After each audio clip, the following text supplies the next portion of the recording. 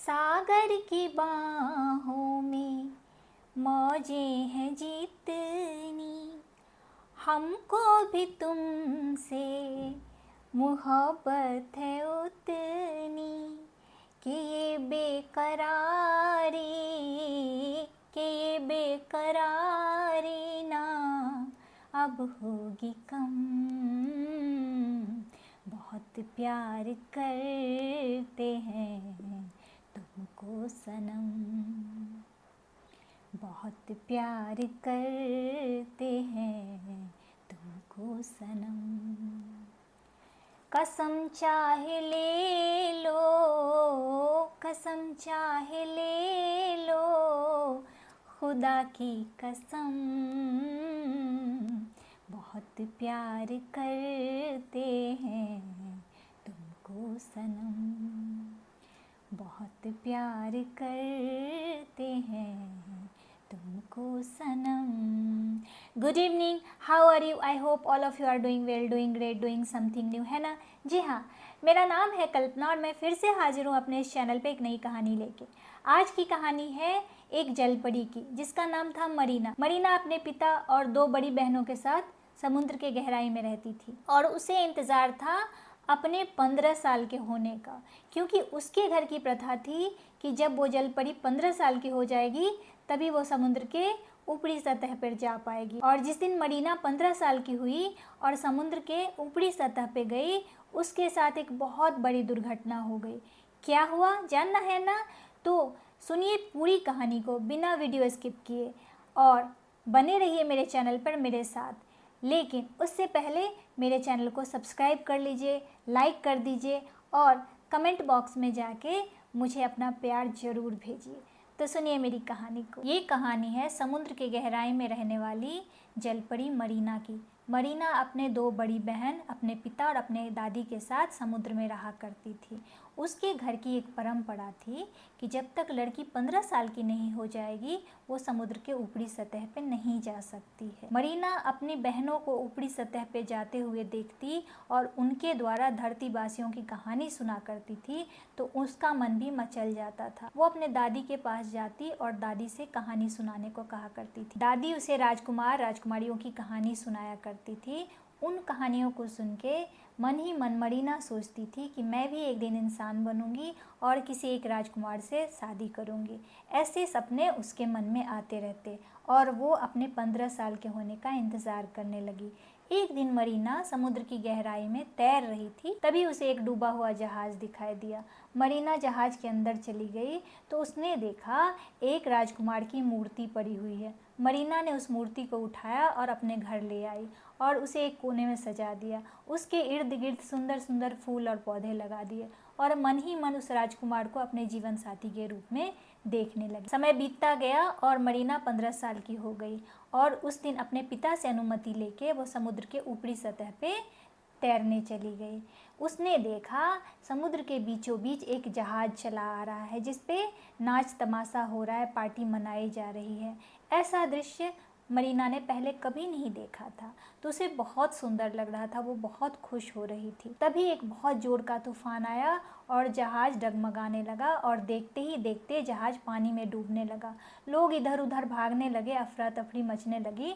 तभी उसने देखा एक सुंदर सा नौजवान बिल्कुल उस राजकुमार की तरह जैसी मूर्ति उसके पास थी उसके तरफ चला आ रहा है। मरीना कुछ समझ ही नहीं पा रही थी तो मरीना तैरते हुए उस राजकुमार की मदद करने पहुंच गई। जैसे तैसे उसने राजकुमार को पानी के ऊपरी सतह पे ज़मीन पे पहुंचाया और उसने उसके पेट से पानी निकाला, उसका चेहरा पोंछा, पंखा दिया और अब राजकुमार पूरी तरह से स्वस्थ हो गया था, लेकिन वो बेहोश था, अभी भी उसे होश नहीं आया था। तभी मरीना ने देखा 3-4 लड़कियां राजकुमार की तरफ दौड़ी हुई चली आ रही हैं। मरीना पानी के अंदर छुप गई और चुपचाप देखने लगी। तीनों चारों लड़कियों ने राजकुमार को अपने कंधे का सहारा देके उठाया और उसे लेके राजमहल की तरफ चली गई। मरीना पानी के अंदर आ गई और मन ही मन राजकुमार के विषय में सोचने लगी। वो मन ही मन सोचने लगी कि यही वो राजकुमार है जिसका मैं इतने दिन से इंतज़ार कर रही थी। ऐसा सोच के उसे उस जादूगरनी का याद आया जो पानी के अंदर रहती थी और वो कोई भी जादू से मोह माया कर सकती थी। मरीना तैरते हुए उस जादूगरनी के पास पहुंच गई और उसे अपने दिल का हाल कह सुनाया। जादूगरनी ने कहा, देखो मरीना, मैं अपने जादू से तुम्हारे पूंछ को तुम्हारे पैरों में बदल दूंगी। तुम्हारे पैर हो जाएंगे और तुम बिल्कुल इंसानों की तरह दिखोगी। लेकिन जब तक वो राजकुमार तुम्हें दिल से स्वीकार नहीं करेगा, तुम्हें चलने में असहनीय पीड़ा होगी। क्या तुम्हें ये स्वीकार है? मरीना ने कहा, मैं उस राजकुमार को पाने के लिए कुछ भी कर सकती हूँ, मुझे ये स्वीकार है। तो जादूगरनी ने कहा, ठीक है फिर, लेकिन एक बात का याद रखना, अगर राजकुमार ने तुम्हें ठुकरा के किसी और से विवाह कर लिया तो तुम्हारे दिल के टुकड़े टुकड़े हो जाएंगे और तुम झाग बन के समुद्र के ऊपरी सतह पे तैरने लगोगी। क्या तुम्हें ये मंजूर है? मरीना ने कहा, मैं राजकुमार को पाने के लिए सब कुछ करने के लिए तैयार हूँ। जादूगरनी ने कहा, ठीक है, तो मैं तुम्हारे पैर बना देती हूँ और तुम्हें पानी के ऊपरी सतह पे यानी धरती पे भेज देती हूँ, लेकिन ये सब करने के लिए तुम्हें गुरु दक्षिणा देना होगा। क्या तुम उसके लिए तैयार हो? मरीना ने कहा, आपको क्या चाहिए गुरु दक्षिणा में?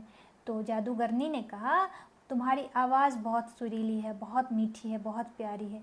क्या तुम अपनी आवाज़ मुझे दे सकती हो? अगर तुम ऐसा कर सकती हो तो मैं तुम्हें राजकुमार के पास पहुंचा दूंगी। मरीना ने कहा, ठीक है, मैं उस राजकुमार को पाने के लिए अपनी आवाज़ आपको देती हूँ। ये सुन के जादूगरनी ने एक कप में एक काढ़ा दिया। मरीना को कहा, इसे पी लो। मरीना ने जैसे ही वो काढ़ा पिया, उसके गले में बहुत तेज जलन हो गई और मरीना बेहोश होकर वहीं गिर गई। थोड़ी देर बाद जब मरीना को होश आया तो उसने अपने आप को धरती पे पाया। समुद्र के किनारे वो धरती पे लेटी हुई थी, लेकिन उसके शरीर में बिल्कुल शक्ति नहीं थी कि वो उठ के बैठे। तभी वो राजकुमार घोड़े पे सवार होकर समुद्र के किनारे आया और मरीना को बेसुध अवस्था में देख के मरीना की मदद की। मरीना को घोड़े पे बिठाया और अपने महल ले जाके मरीना की सेवा करने लगा और धीरे धीरे मरीना पूर्ण रूप से स्वस्थ हो गई और बिल्कुल पहले जैसी हो गई।